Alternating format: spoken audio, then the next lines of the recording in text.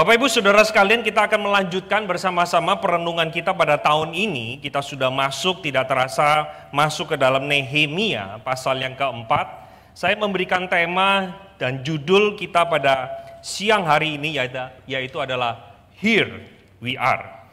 Saya mengundang kita untuk bersama-sama melihat dari Nehemia pasal yang keempat, ayatnya yang ke-15 hingga yang 23. Saya sudah menyiapkan di dalam layar LCD, tetapi seperti biasa saya mengundang kita untuk tetap boleh buka Alkitab kita, baik itu secara digital kah atau secara fisik, supaya kita bisa memberikan beberapa notes ketika kita membaca bagian ini. Saudara, saya mengajak kita untuk melihat bersama-sama. Saya minta maaf kalau sebagian dari antara saudara ketika mungkin lihat di dalam layar itu tulisan terlalu kecil. Saya akan membacakan untuk sekalian bagi setiap kita. Nehemia 4 ayat yang ke-15. Ketika didengar musuh kami bahwa rencana mereka sudah kami ketahui dan bahwa Allah telah menggagalkannya, maka dapatlah kami semua kembali ke tembok masing-masing ke pekerjaannya. Sejak hari itu, sebagian daripada anak buahku melakukan pekerjaan yang sebagian lain memegang tombak, perisai dan panah, mengenakan baju zirah, sedang para pemimpin berdiri di belakang segenap kaum Yehuda yang membangun tembok.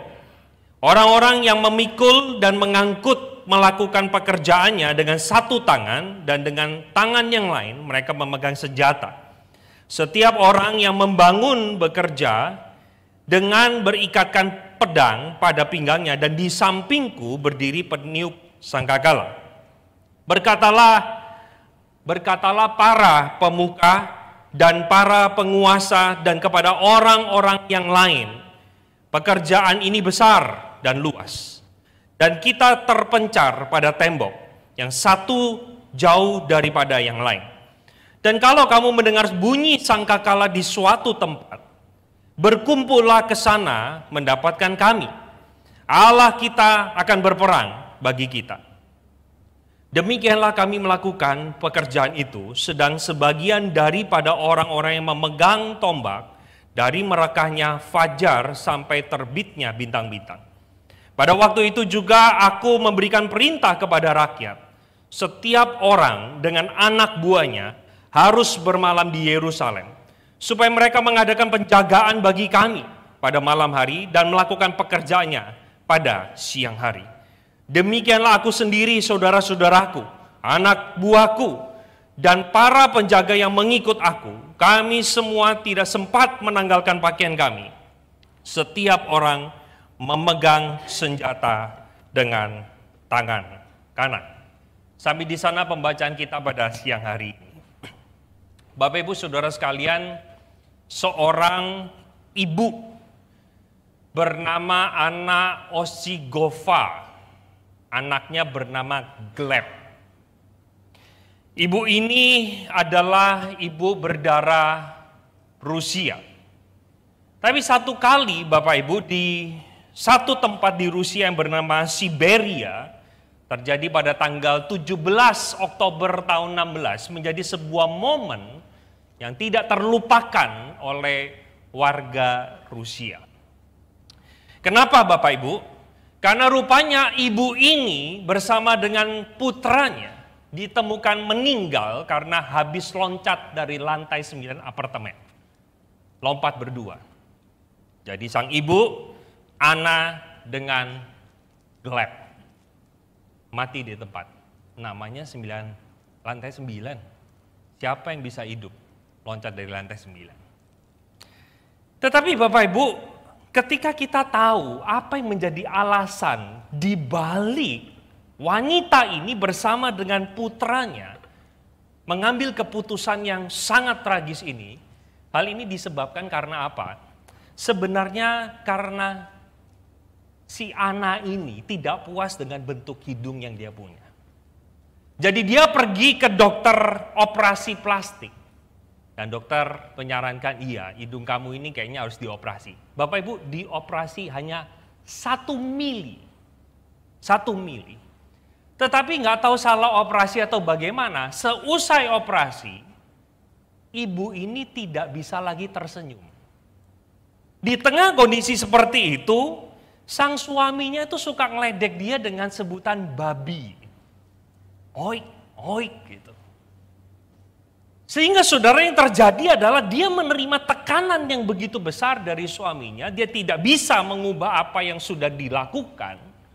Dan akhirnya tidak pikir panjang, dia mengambil keputusan untuk mengakhiri hidupnya dengan cara bunuh diri.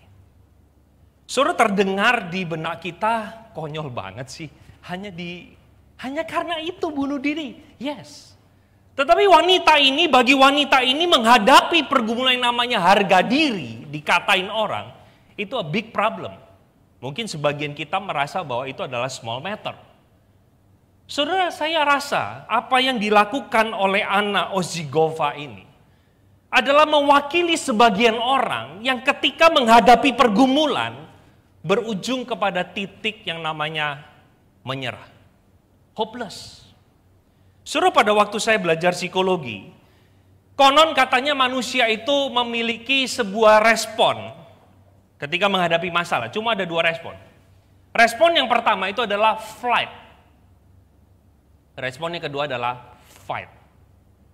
Respon yang pertama lari itu adalah bisa diwakili dengan beberapa hal. Sikap menyerah, nggak mau ngapa-ngapain, menyalahkan Tuhan, menyalahkan orang lain, dan lain sebagainya. Artinya masalah ada di depan, lari saja, abaikan, jangan peduli. Itu sikap pertama. Sikap kedua, fight, itu adalah digambarkan dengan orang yang mau berjuang, orang yang mau mencari peluang, orang yang mau belajar sesuatu yang baru, dan seterusnya. Saudara, setelah saya mempelajari begitu banyak kisah di dalam Alkitab, saya menemukan ada banyak sekali Tuhan memiliki satu kerinduan kepada setiap kita adalah ketika kita menghadapi masalah atau di depan kita ada problem, Tuhan tidak minta kita lari. Toh pun kalau lari, dia memanggil kita untuk datang lagi hadapi masalah itu. Saudara, sebagian orang itu ketika berhubungan dengan yang namanya pergumulan, dia ambil sikap untuk menyerah. Tetapi sebagian lagi merasa bahwa ini adalah sebuah tantangan yang harus dihadapi dan saya harus hadapinya bersama dengan Tuhan. Nah, ini yang menjadi pertanyaan kita bersama-sama. Bagaimana kita bisa menghadapi yang namanya pergumulan hidup? Ini pertanyaan yang saya ajak kita bersama-sama temukan dari Nehemia. Bagaimana Nehemia menghadapi tantangan dan masalah yang ada di depan dia, yang real. Bagaimana dia mengatasinya? Saudara, saya mencoba merecap sedikit, membuat sebuah summary bagi kita, bahwa konteks daripada kitab Nehemia, kita sudah tahu bersama-sama bahwa tembok Yerusalem itu hancur, luluh lantah.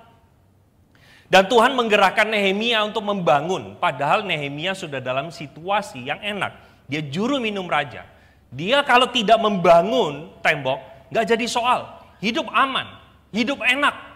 Sudah jadi juru minumnya raja. Nyaman.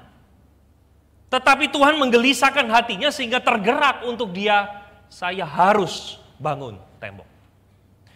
Saudara, ternyata kita tahu bersama-sama dalam perjalanan kita mempelajari kitab Nehemia, kita menemukan ada 2 tokoh yang berulang kali selalu menjadi pihak oposisi dari Nehemia, yaitu Sanballat dan Tobia. By the way, kalau punya kucing atau anjing boleh, ini nama yang cocok buat anjing atau kucing kita ya. Jangan kasih nama kita Sanballat gitu ya. Jadi ini menjadi musuh bagi rakyat Yehuda.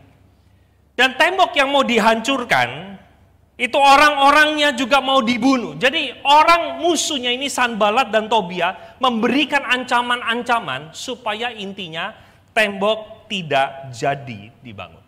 Saudara, saya mau tanya dulu, membangun tembok kehendak Tuhan bukan?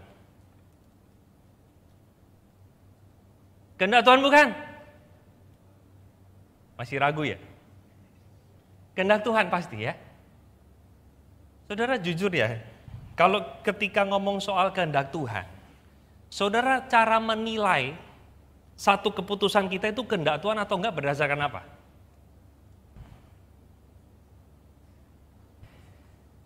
Biasanya, observasi saya. Kalau kehendak Tuhan, mesti lancar. Kalau nggak kehendak Tuhan pasti ada halangan. Saudara, saya harus katakan bahwa pemikiran ini pemikiran yang keliru loh. Saudara, kita seringkali berpikir kalau namanya kehendak Tuhan mesti lancar. Saudara, waktu Yunus meninggalkan panggilan Tuhan, nggak mau pergi ke Niniwe, dia pergi ke Tarsus. Apakah dia mengalami masalah? Tidur loh dia. Dia berhasil beli tiket, pergi ke Tarsus. Dia tidur. Alkitab katakan dia tidur pulas. Dia harus dibangunkan oleh orang-orang yang ada di geladak kapal. Saudara, kalau memang kehendak Tuhan itu harus diwujudkan lewat kelancaran, permisi tanya. Yesus mati di atas kayu salib itu kehendak Bapa atau bukan? Kenapa harus begitu?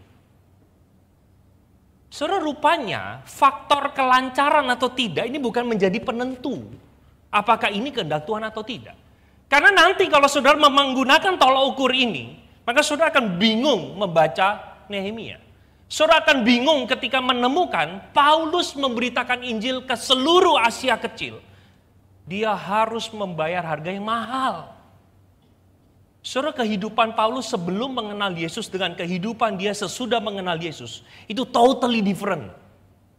Itu ibarat kalau dia belum kenal Yesus, dia dipuja, dipandang, mendapatkan kekayaan. Semenjak dia mengikut Yesus, dia tinggalkan semua. Saudara, kalau baca dalam 2 Korintus pasal 11, saya lupa pasal 10 atau 11, dia cerita ada 21 macam penderitaan. Bahaya di kota, bahaya di gurun, bahaya di laut. Dia tidak berpakaian, dia lapar, tidak tidur, dia dicambuk, dia dilempar batu. Bacanya aja capek, apalagi jalani. Saudara, sehingga ketika kita mengerti sesuatu ini kehendak Tuhan atau tidak, sederhananya ya, saudaranya, cocokin melanggar firman atau tidak. Prinsipnya apakah melanggar firman atau tidak. Sisanya itu adalah pertimbangan secara psikologis menurut saya. Saudara, saya ajak kita bersama-sama, kalau gitu bagaimana Nehemia menghadapi masalah padahal yang dia jalankan itu adalah kehendak dari Tuhan. Saudara, saya mengajak kita untuk melihat bersama-sama cara Nehemia menghadapi masalah, dan saya berharap begini, setelah saudara tahu bagaimana caranya Nehemia menghadapi masalah, saudara pakai cara ini menghadapi masalah dan pergumulan dalam hidup setiap kita. Ini saya memberikan sebuah prinsip bagi kita, sehingga ketika kita harus menghadapi medan peperangan yang ada di depan kita, kita tahu bagaimana mengatasinya. Saudara, ketika Nehemia diperhadapkan, dia tahu kehendak Allah bangun tembok Yerusalem yang hancur. Itu kehendak Tuhan. Tapi dia tahu dia menghadapi yang namanya problem. Hal yang pertama yang dilakukan oleh Nehemia adalah dia mengingatkan kepada bangsanya, rakyatnya, jangan lupa Allah tidak pernah meninggalkan umatnya. Allah senantiasa hadir di tengah umatnya. Saudara, kalau membaca di dalam ayat yang ke-14, maka saudara akan menemukan di sana bagaimana Nehemia mengajak bangsa Yehuda ini untuk kembali mengingat Tuhan. Bahwa Tuhan yang disembah adalah Tuhan yang tidak pernah meninggalkan. Saudara bisa lihat ya. Sebelum saya ajak kita lihat bagian ini, sebenarnya begini saudara. Saya waktu mempersiapkan bagian ini, dari pasal 1 sampai pasal 4, saudara hanya menemukan Nehemia berseru sama Tuhan. Kayak kita kan. Kalau kita ada pergumulan, kita hanya bisa bersimpuh di sebelah ranjang kita, berlutut dan berdoa, Tuhan tolong, Tuhan tolong. Betul? Tapi saudara dapat jawaban Tuhan? Apakah Tuhan bilang gini, Albert jangan ke sana. Kita lari kalau dengar suara kayak gitu. Kita bingung, dari mana suaranya? Gak kayak gitu kan? Seringkali kita merasa bahwa Tuhan, saya sudah berdoa, tetapi kenapa kok kayaknya Tuhan tidak berbuat sesuatu? Saudara boleh periksa. Dari pasal pertama, pasal kedua, pasal ketiga, sampai bagian ini ditulis. Saudara tidak akan pernah menemukan bagaimana Allah menjawab dengan audio. Tidak ada. Tetapi menarik sekali, ayat 15 mengatakan begini, ketika didengar musuh kami bahwa rencana mereka sudah kami ketahui dan bahwa Allah telah menggagalkannya. Saudara, Alkitab hanya memberikan sebuah fakta yang kita bisa lihat. Nehemia berdoa. Tetapi Alkitab tidak memberikan sebuah bukti bagaimana Allah menjawab doanya itu dengan audio. Enggak ada. Saudara cari, enggak ada. Mereka hanya menemukan itu musuh rencananya digagalkan. Bahasa Inggrisnya menarik saudara ya. Jadi dipakai pengertiannya agak sedikit beda. Di dalam ESV dan NASB sepakat menggunakan kata frustrated. Jadi saudara tahu frustrasi kan? Semua planning yang dilakukan oleh musuh itu kayak tidak bisa terlaksana. Nah, Indonesia langsung menggunakan kata menggagalkan. Tapi kata yang dipakai di sana adalah God had frustrated their plan. Saudara, pada waktu kita menghadapi pergumulan, kita berdoa. Saudara, terkadang kita ingin mengatakan bahwa rasanya kayaknya tidak mungkin lah Allah bekerja. Saudara, saya percaya satu hal. Allah yang kita sembah adalah Allah yang hidup dan Allah yang tidak pernah meninggalkan anak-anaknya. Bukan karena saudara tidak melihat maka Allah tidak bekerja. Dia bekerja behind our mind. Behind our knowledge. Saudara, jangan kita tuntut Allah bekerja sesuai dengan caraku. Tapi biarkan dia bekerja dengan cara dia. Bagian kita percaya. Saudara, kenapa kita sulit percaya? Karena kita nggak kenal dia. Saudara, kalau kita mengikuti seseorang yang tidak kita kenal, nggak heran saudara akan takut. Tapi kalau kepada Tuhan yang kita ikuti, kita tahu dia adalah Tuhan yang mati buat saya. Tuhan yang memberikan yang terbaik. Jalan yang sulit sekalipun lembah kekelaman, saya tidak takut. Saudara, jujur ya, kadang memang kita itu suka maunya Tuhan itu bekerja sesuai dengan cara kita. Ada satu lagu nih, nggak tahu, di Singapura tahu nggak lagu ini? Dia mengerti, dia peduli. Woi, lagunya biasanya dinyanyikan waktu apa? Gitu ya. Persoalan yang kita alami. Lanjutnya. Namun satu yang dia minta agar kita percaya. Ini lagunya apa sih? Blackpink semua nih jangan-jangan. Bisa nggak lagunya? Namun satu yang dia minta agar kita percaya. Terus? Lo kan yang paling suka ini tuh, sampai mujizat jadi nyata. Saudara, maaf kata, di mana ayat firman Tuhan yang mengatakan, percayalah dia bekerja sampai mujizat nyata. Saudara, Allah bekerja itu dengan dua cara menurut saya. Dia bekerja dengan cara natural, dan dia bekerja dengan cara supranatural. Harusnya lagu ini, saudara, akan menjadi Alkitabiah kalau kita nyanyikan, namun satu yang dia minta agar kita percaya, walau mujizat tak jadi nyata. Tapi gak seneng kan kita kalau nyanyi itu, kayaknya rasanya kok menggelitik ya. Saudara, kita maunya Tuhan itu harus mujizat. Makanya kadang ya orang yang mau kasih kesaksian, ya kita di prayer meeting itu biasa orang yang kasih jadi WL itu kasih kesaksian. Saudara, banyak orang yang berpikir kalau yang bersaksi itu harus ngalami mujizat dulu baru bersaksi. Enggak. Saudara, saya temukan beberapa kali anak saya sakit kok. Waktu istri saya bilang ke dokter, stop, doa cukup. Saudara, kalau segala problem, jawabannya cuma doa, udahlah. Saudara nggak usah sekolah tinggi-tinggi, daftar sekolah Alkitab semua. Jadi pendeta. Enggak begitu saudara, cara bekerjanya. Allah bekerja dengan cara natural dan Allah bekerja dengan cara supranatural. Bagian kita bukan dikte dia, ikutin, enggak. Tapi izinkan dia bekerja dengan cara dia. Saudara, saya temukan kok beberapa kali anak saya sakit, ya harus minum obat baru sembuh. Ketika saya menghadapi persoalan, ya terkadang Tuhan menggunakan beberapa teman saya untuk memberikan nasihat. Dan ketika saya dengarkan, oh benar, masalah terpecahkan. Sehingga saudara, kita tidak bisa menuntut Tuhan, harus bekerja dengan cara kita. Dan inilah yang terjadi dengan Nehemia.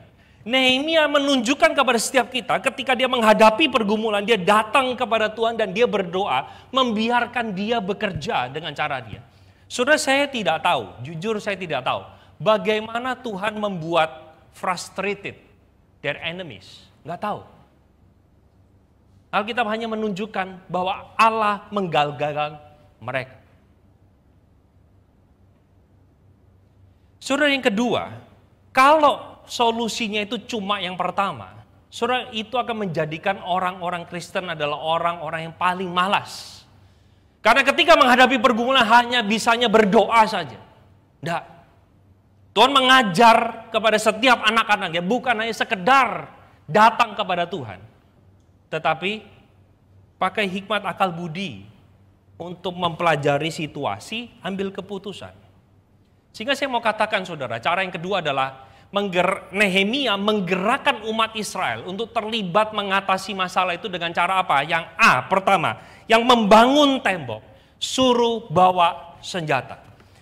Saudara, kalau memperhatikan di dalam ayat yang ke-15, 16-17 di sana, saudara, dikatakan di sana, sejak hari itu sebagian daripada anak buahku melakukan pekerjaan, sebagian membawa tombak, perisai, panah, baju jira, pemimpin berdiri di belakang. Orang-orang yang memikul dan mengangkut melakukan pekerjaannya dengan satu tangan dan tangan lainnya memegang senjata. Saudara, jangan mengertinya gini, satu tangan pegang sekop atau pegang batu, satunya pegang pedang, nggak begitu. Pengertiannya bisa jadi weaponnya itu ada di sekitarnya. Tapi saudara, kalau perhatikan, coba sekarang lihat ayat yang ke-18. Surah ayat 18 mengatakan begini, setiap orang yang membangun bekerja dengan berikatkan pedang pada pinggangnya. Nah, ini saya bawa alat peraga ya. Payung. Tadi saya bawa payung langsung beberapa orang ketawa-ketawa. Saudara, pedang. Pedang panjangnya segini lah ya. Kurang panjang nggak? Tadi saya ukur pakai jengkal, kurang lebih ini panjangnya 75 cm, kurang lebih. Kurang lebih ya. Saudara, sekarang Alkitab bilang begini, mereka bekerja, beberapa yang bangun tembok, itu berikatkan pedang. Ikat pedang ya di sini ya. Sekarang gini saudara ya, untung celananya ada 2 kantong. Saudara, coba bayangin ya, kerja sambil berikatkan pedang itu gak enak loh. Tadi saya sepanjang jalan, saya coba kantongin begini, ini ganggu loh. Ini kalau jalan ngeganggu. Apalagi kalau pakai bawa batu. Belum nanti kalau ini pasti disarung ya. Kalau nggak disarung, kan tebas-tebas orang. Bener nggak sih? Saudara, kita kalau bayangkan it's not easy loh. Atau kalau kita bayangkan misalnya saudara ya, ribet banget taruh di sini, udah taruh di sini, diangkat saudara. Diangkat kan, angkat batu satu-satu begitu. Angkat batu, musuh datang, baru ambil. Saudara, atau dia juga bisa sembari bekerja, sembari lihat-lihat terus. Ada musuh kagak ya? Saudara, bisa nggak sih bekerja under pressure seperti itu? In every time, enemies can come. Suddenly. Tadi taruh tombaknya di mana? Tombak gue di mana? Itu loh. Makanya diikat dong. Gitu. Saudara, nggak gampang. Tetapi Nehemia tahu pada waktu dia menghadapi problem, musuh bisa menyerang kapanpun. Dia perlengkapi rakyatnya dengan senjata. Bukan hanya itu. Saudara, solusi yang berikutnya adalah membunyikan trompet ketika ada bahaya. Saudara bisa perhatikan di dalam ayat yang ke-19. Berkatalah aku kepada para pemuka dan para penguasa, dan kepada orang-orang lain, pekerjaan ini besar dan luas. Dan kita terpencar pada tembok yang satu jauh daripada yang lain. Saudara baca ini pasti bingung. Nah, misalnya kita lihat nih, kita bangun tembok gereja ngapain ada trompet gitu misalnya. Nah, waktu saya mempersiapkan bagian ini, saya ketemu petanya, saudara. Nah, ini petanya. Saudara lihat yang warna, ini warna apa ini? Hijau bukan, coklat bukan. Ya warna nggak jelas lah, sebutlah warna nggak jelas. Saya gedein. Saudara, ternyata ini tembok terdiri dari berapa gate? Langsung saya kasih 10, nggak usah dihitung. 10 gate ya saudara ya. Kira-kira panjangnya berapa? Kalau ditarik garis lurus. Panjang yang saya temukan adalah 4 km saudara. 4 km. Coba, sekarang kalau buka Google, dari sini ke Changi Airport, berapa kilometer? Nggak tahu saya. 4 kilometer itu panjang banget. Dan saudara, tingginya tembok. Nah ini saya harus tanya sama arsitek. 12 meter. Dari sini ke atas 12 meter nggak? Nggak sampai? Kurang? Ketinggian? Nggak sampai? Nggak sampai 12. Ini aja nggak sampai 12. Saudara coba lihat tembok setinggi ini coba gimana? Lebarnya berapa? 2,5 meter. Saudara saya kasih tahu, Nehemia ini orang gila loh. Dia bangun tembok 4 km dengan tinggi 12 meter, lebarnya tembok 2,5 meter, selesai dalam waktu kurang 2 bulan. 52 hari, gila nggak? Gila. Dan saudara kan kita waktu baca, bingung nih. Coba balik ya. Berkatalah aku kepada para pemuka, para penguasa dan kepada orang-orang lain, pekerjaan ini besar dan luas. Karena ini besar dan luas, that's why, dan kalau kamu mendengar bunyi sangkakala, kamu harus bergerak, berkumpullah ke sana mendapatkan kami. Saudara sekarang gini, kalau panjang tembok itu adalah 4 kilometer total ya, berarti asumsi kita begini, asumsi ya, mungkin dari sini sampai sini 1,5, dari sini sampai sini mungkin 1,5, ya sudah 3, mungkin ini 1 kilo. Asumsinya, karena dia 3 sisi.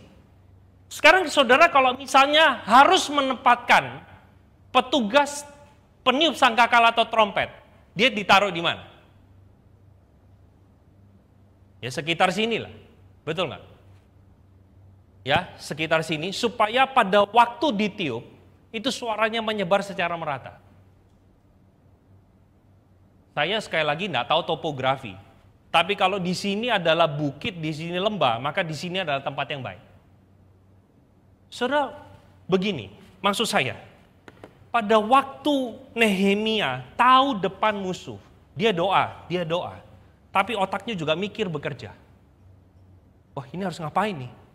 Karena solusi nggak bisa cuma datang dengan sendirinya, enggak. Dia harus berpikir, oh harus dipersenjatai, kasih senjata. Terus dia mikir, gimana kasih tahu? Zaman itu nggak ada mic, nggak ada megafon. Oh kasih tahu, lewat trumpet, lewat sangkakala. Dan saudara tahu pada waktu ditiupkan sangkakala, di sana dikatakan apa? Berkumpullah ke sana, Allah kita akan berperang bagi kita. Saudara lihat, kalau misal musuh beneran datang, trompet dibunyikan, mereka ambil senjata nggak? Mereka ambil senjata. Yang berperang siapa?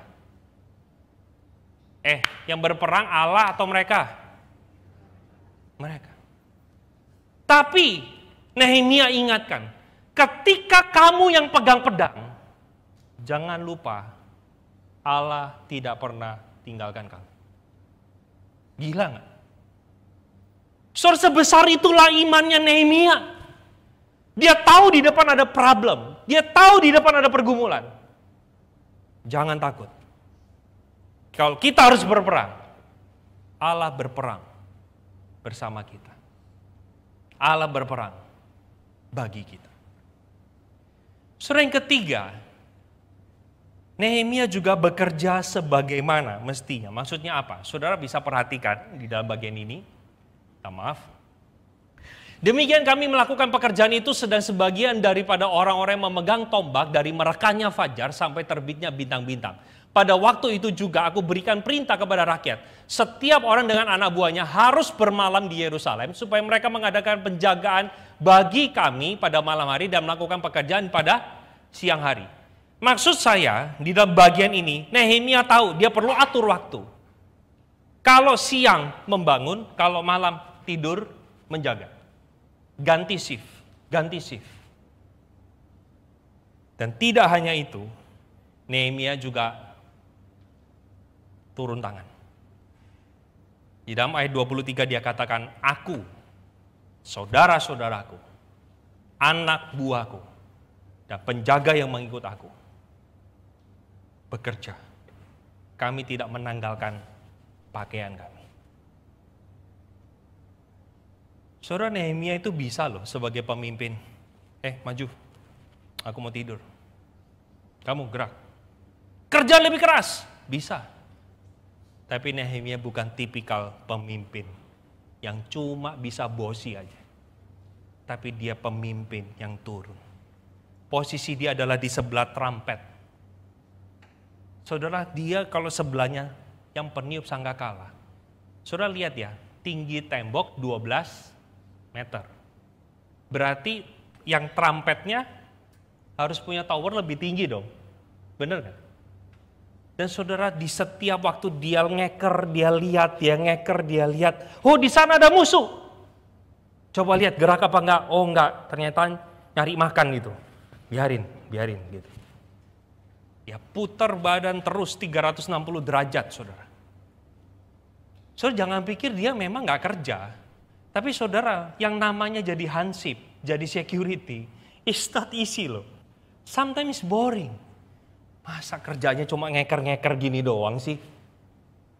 Mata kanan yang ditutup capek, ganti mata kiri gitu. Saudara, yang saya mau katakan begini. Saudara, pada waktu kita menghadapi yang namanya pergumulan, saudara, kita harus berdoa, harus. Tapi jangan lupakan sisi berusaha. Saudara, perhatikan kata-kata saya. Kalau saudara hanya berdoa tanpa berusaha, itu adalah orang Kristen yang malas. Tapi saudara berusaha tanpa berdoa, tanpa mengandalkan Tuhan, itu adalah orang yang arogan. Merasa diri bisa tanpa butuh bantuan Tuhan. Sehingga saudara, di dalam bagian ini saya mengajak kita bersama-sama untuk boleh hafal ayat ini. Amsal 3 ayat 5 dan 6. Percayalah kepada Tuhan dengan segenap hatimu. Dan jangan bersandar pada pengertianmu sendiri. Akuilah dia dalam segala lakumu, maka ia akan meluruskan jalanmu. Saudara, meluruskan jalan jangan mengertinya Tuhan pasti kasih jalan lancar ya, enggak. Maksudnya meluruskan jalan adalah aku bersama denganmu. Aku tidak meninggalkanmu. Aku ada di sisimu. Saudara, bagian ini melibatkan dua belah pihak. Ada bagian di mana kita dependent to God. Surrender to God. And the other side, we do our part. Saudara, harusnya berjalan beriringan. Saudara, kehendak Tuhan itu harus diupayakan terlaksana. Nggak bisa otomatis.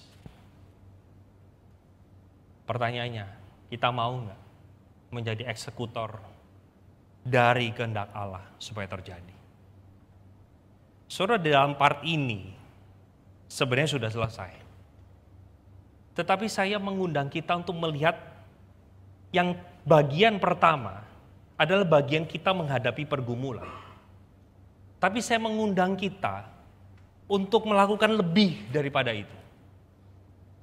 Kalau setiap kita di tempat ini punya problem, punya pergumulan. Punya, saudara, saya yakin punya. Saya sudah kasih prinsipnya. Tetapi kali ini poin saya yang kedua, saya mengundang kita semua di tempat ini. Yang mengaku, hanya yang mengaku bahwa Yesus adalah juru selamatku dan bahwa aku adalah muridnya, saya undang untuk terlibat di dalam namanya proyek yang saya sebut sebagai proyek kerajaan Allah. Apa itu, Pak? Saudara bisa lihat ya, saya kasih sebuah gambaran. Saudara, kehendak Tuhan dinyatakan Nehemia, yaitu Nehemia harus bangun tembok. Setelah Nehemia mau bangun tembok, dia dapat intervensi dari Sanballat dan Tobia. Lalu dia berpikir cari solusinya bagaimana, seperti yang tadi saya sudah katakan, dan dia bekerja sama membangun tembok. Saudara, saya mengajak kita bersama-sama menjadi jemaat di GKI Singapura. Kita tahu bersama-sama kehendak Tuhan bagi setiap kita itu adalah memuridkan dan menginjili. Hanya dua, our core business, about discipleship, about evangelism. Dua-duanya harus bersama-sama kita upayakan kerjakan. Nah saudara, majelis, para NGL, para NG, rohaniwan, aktivis, semua bidang fokus yang ada, memikirkan bagaimana bisa mengeksekusi, bagaimana banyak jemaat yang belum dimuridkan. Bagaimana orang yang di luar sana, yang terhilang, yang belum kenal Injil, mereka tahu ada solusi bagi dosa mereka. Dan hidup ini masih ada harapan. Saudara, tetapi pada waktu kita bersama-sama memikirkan hal ini, ada yang gak suka. Yang gak suka siapa? Bukan cuma iblis, suka kita salahin iblis. Diri kita juga gak suka, bener gak? Aduh, pelayanan lagi, aduh capek Pak. Saudara, saya sampai punya pikiran begini loh, kenapa ya kok pelayanan capek? Di tengah saya menggumulkan kenapa pelayanan capek, ada terbersit suatu suara dalam hati saya mengatakan, kalau nggak mau capek nggak usah melayani, dilayani. Saudara, esensinya melayani pasti capek. Pasti capek. Saudara, saya jujur katakan, saya melayani beberapa rekan dengan rekan-rekan majelis, rekan-rekan pengurus, rekan-rekan di tim fokus, bidang fokus, semuanya yang terlibat dalam pelayanan. Saya salut dan kagum. Karena pekerjaan aja udah bikin kepala mau pecah, masih pula pikirin gereja. Saya salut, saudara. Itu sebabnya, saudara, ada dua musuh nih yang selalu mengganggu. Iblis dan kenyamanan diri. Diri ini selalu mengatakan, janganlah. Tapi saudara jangan salah paham loh ya. Saya bukan bilang, oh kalau gitu jauhi keluarga, cintai hanya gereja. Enggak, poin saya bukan di sana. Balance, itu penting. Tapi yang belum terlibat, saya mengundang kita bersama-sama terlibat. Dan saudara, bersama-sama mencari solusi dan bersama-sama melakukan proyek kerajaan Allah. Yang saya ajak kita bersama-sama pada kesempatan siang sore hari ini. Yang pertama, saudara boleh ambil HP sekarang. Cari di kontak kita. Orang yang ada di Singapura ya. Karena nanti Ibu Ramiatinya KKR-nya di Singapura. Bukan KKR-nya di Indonesia. Ya. Jadi kalau bisa orang itu, bukan kalau bisa, harus orang Singapura. Mau dia Kristen sudah hilang atau non-believer. Saudara doakan. Jadi tulis satu nama. Yang kedua, saudara doakan orang itu. Dan yang ketiga, cari cara untuk ngajak orang itu bisa bergabung di dalam ibadah kita tanggal 28 Mei. Saudara begini, saya tahu, waduh Pak berat Pak, ngerti, saya ngerti, gak gampang. Tapi saya mohon begini saudara, perjalanan kita menjalani journey 21 hari. Besok tanggal 8. Saudara, ketika hari ini saya tulis satu nama. Namanya adalah siapa? Si Acong. Acong ini teman saya nih di Singapura. Dia gak kenal Injil. Saudara, kita sudah tuliskan. Gak usah banyak-banyak, banyak dua dah. Ya. Tapi paling dikit satu. Saudara, waktu tuliskan Acong, malam sebelum tidur, saudara doakan untuk Acong. Tuhan, tolong kasih saya hikmat bisa ngajak Acong. Saudara, selama 21 hari ke depan, saudara pikirkan nama itu. Saudara bawa di dalam NG. Lu bawa siapa? Gua doain Acong. Lu doain siapa? Gua doain si siapa namanya? Lisa. Lu doain siapa? Gua doain namanya si Jokowi maksudnya. Lu siapa lagi? Sebutin. Kesulitannya apa? Oh iya, ini kayaknya susah banget tuh dia. Saudara gini, kalau at the end pada tanggal 28, saudara tidak bisa bawa satu orang pun. Tidak bisa bawa satu orang pun. Saudara, proyek ini bukan bilang proyek gagal. Enggak. Tapi kita terus bawa orang itu di dalam doa. Saudara, saya rindu kita semua sadar di tempat ini bahwa penginjilan itu adalah sebuah hal yang sangat urgent dan sangat important. Saudara, nanti tanggal 18 Mei itu hari kenaikan Tuhan Yesus. Saya mengundang bersama-sama Bapak Ibu Saudara tanggal 20 Mei, 18 Mei di tempat ini jam 20. Kita ibadah sama-sama dan saya akan beritakan lagi dengan berita yang sama. Ini dia, utuslah aku. Bingung kan? Ayat Alkitabnya apa? Ini aku, utus dia. Itu biasa orang non-Kristen yang ngomong gitu. Ayat Alkitab bilang, ini aku, utus aku. Tapi orang Kristen yang tidak bertanggung jawab, ini aku, utus dia. Tapi tema saya, ini dia, utus aku. Dianya siapa? Datang tanggal 18.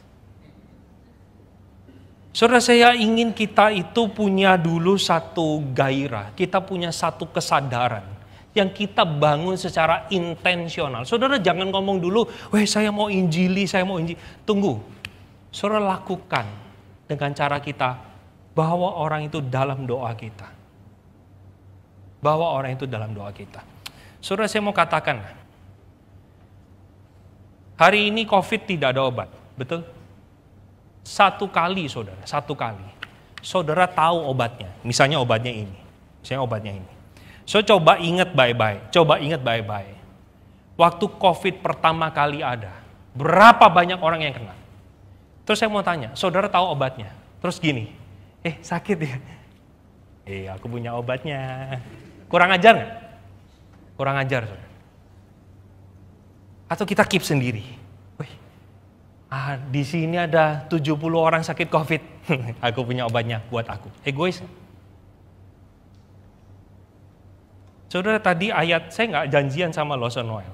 Tapi Lawson Noel memilih satu ayat petunjuk hidup baru terambil dari Roma.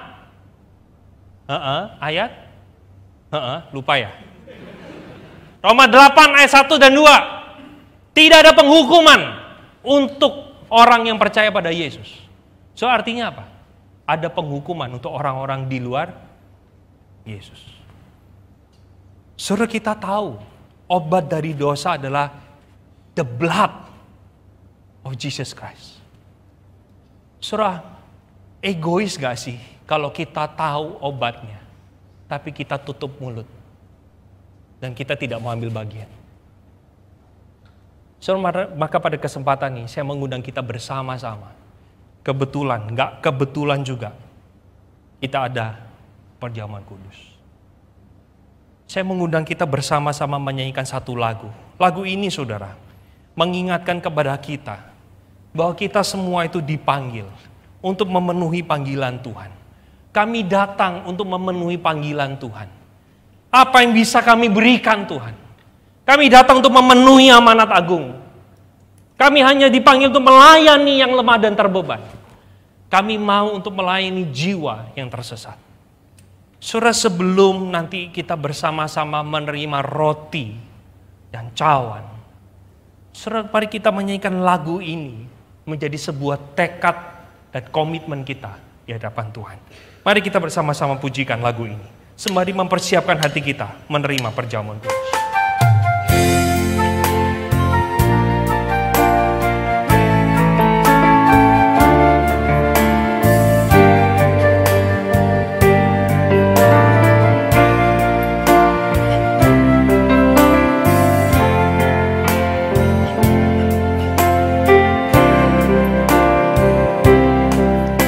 Kami datang panggilan-Mu Tuhan. Dengan apa yang dapat kami berikan, kami penuhi amanat agung, melayani yang lemah dan berbeban. Kami datang penuhi, kami datang penuhi panggilan-Mu Tuhan. Dengan apa yang dapat kami berikan, kami penuhi amanat agung, menyelamatkan jiwa yang tersesat. Urapi kami Tuhan dengan kuasa Roh Suci, berikan hati yang terbeban dan penuh kasih ilahi. Urapi kami dengan kuasa dari tempat yang tertinggi, dan teguhkan semua kesaksi.